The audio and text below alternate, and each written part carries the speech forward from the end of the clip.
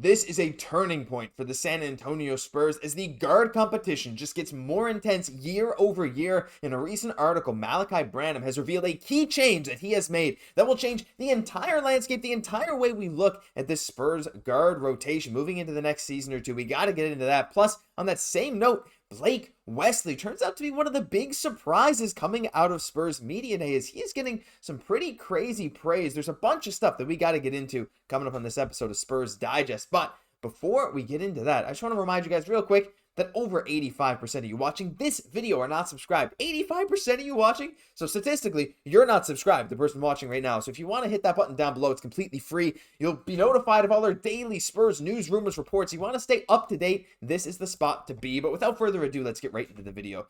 Not going to wait. And I want to start with Blake Wesley. Now, Blake Wesley, he had a solid sophomore year. I would say much more solid than his rookie year. I mean, there was all those talks from fans of other teams and some people who were more into advanced analytics saying that Blake Wesley is arguably one of the worst players in the NBA. And, well, let's be honest.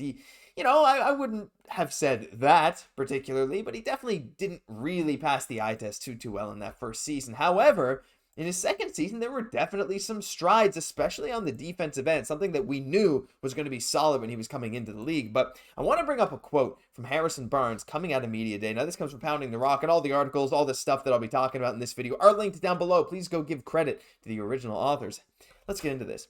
So I want to take this little part here, the most surprising quote. Like, we're talking about Wemby, we're talking about Chris Paul, this stuff, but Harrison Barnes, when kind of asked about his initial thoughts, he said, I think in my 2 weeks, the one guy I definitely would love to shout out is Blake Wesley. I thought he's done an unbelievable job. He's picking up guys, defensive lethal core, getting active, getting steals. He's had a great 2 weeks. With the addition of Paul and Castle, it seemed like players like Wesley and Branham might end up getting pushed down the bench, but getting singled out could have a lasting impact. And I think that's really interesting because, as Spurs fans, we started to develop a bit more of a soft spot for Blake Wesley as the time went on. Look, I've always liked Blake Wesley more as an idea, but this past season, he really showed some strides. And I'm going to bring up some of his stats because, honestly, I feel like they're more impressive than we give him credit for. So here are just his straight-up scoring splits and stuff from Basketball Reference from year 1 to year 2. And obviously, the thing that jumps out to a lot of us is that field goal percentage. Now, he was attempting a lot fewer shots. He got a lot fewer minutes in this past season, which kind of makes some sense. He, wasn't going so great in that first season, especially on the turnover front. But in those reduced minutes, his scoring numbers stayed similar. His assist numbers stayed similar. But what I would say, even though his three-point percentage dropped, the sample size is still not really enough to tell where that's going to land long term. The biggest thing for me, I'm going to show up his advanced stats. I just want you to look at the far right here. Where is it? Right here.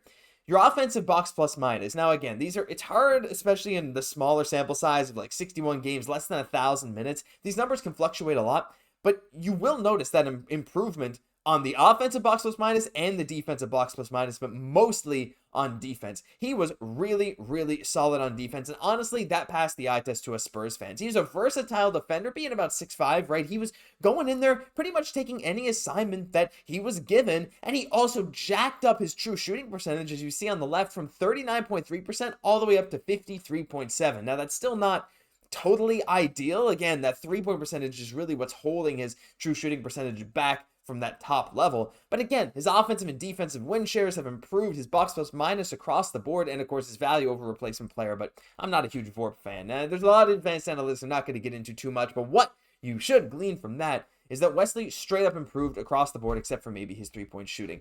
And his versatility defensively has really been a standout. And to hear Harrison Barnes mentioning those specific things, his defensive core picking up guys like, this guy is hustling, he's working his butt off to make this rotation.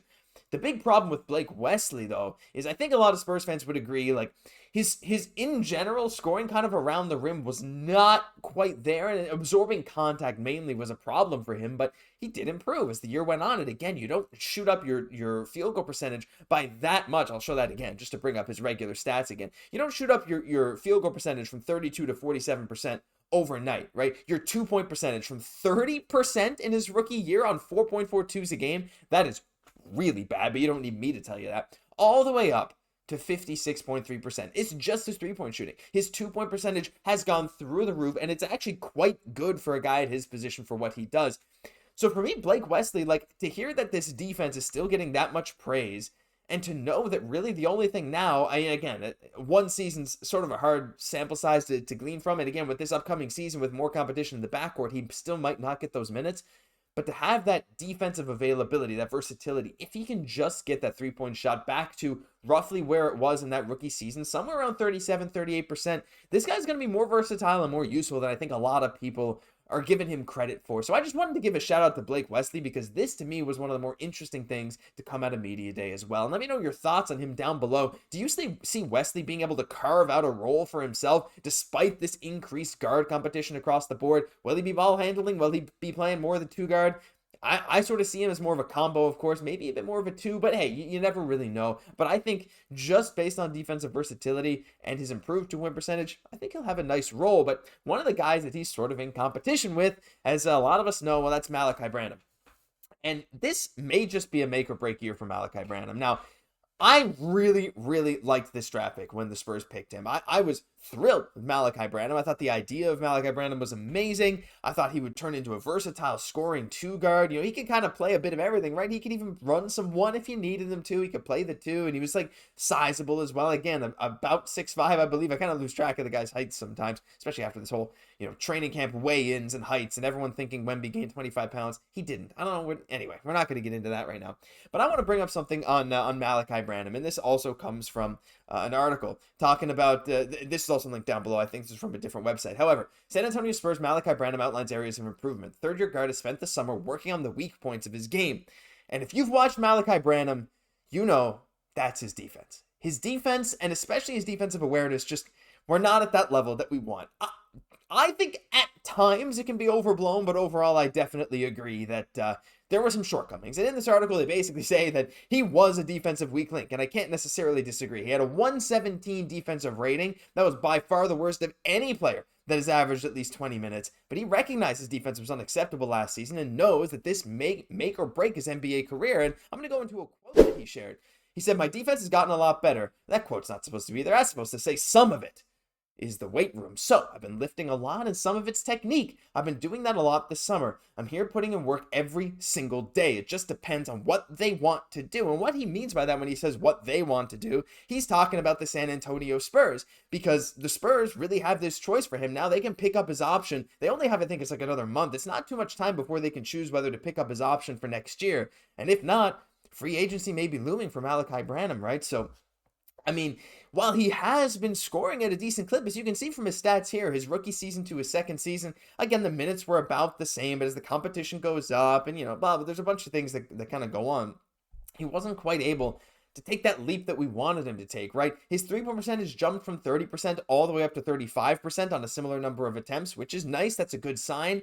Still below league average. His field goal percentage stayed about the same. Free throw percentage went up a bit, but again, shooting less than one free throw a game is just not really it. His free throw rate is not very good for a guy who's, supposedly going to be a solid scorer in the future. And 10 points down to 9 points, whatever. These are just numbers. But I did want to dive into the advanced stats again, because that tells a bit of a better picture. And again, take these all with a grain of salt, because in these small sample sizes, it's kind of hard to glean stuff from. I'll make it even bigger for you, just so you can take a nice, cleaner look.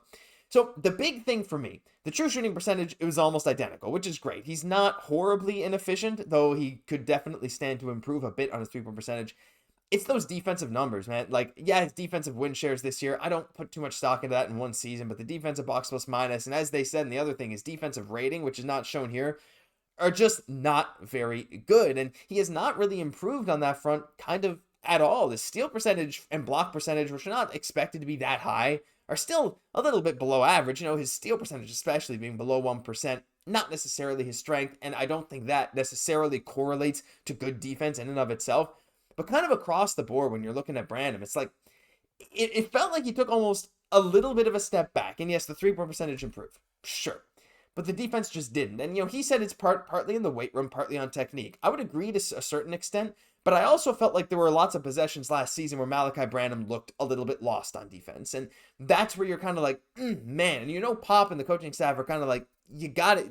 They really hammer in. You got to know what you're doing, where you're going to be, and why you're there. So for Branham, this is, in my opinion, this is make or break. I mean, you have so many guys fighting for these spots now. Blake Wesley has already proven, you can go get. Let me just collect my thoughts, because I have about 50 million thoughts going in my head right now. I'm thinking back to the likes of Lonnie Walker, right?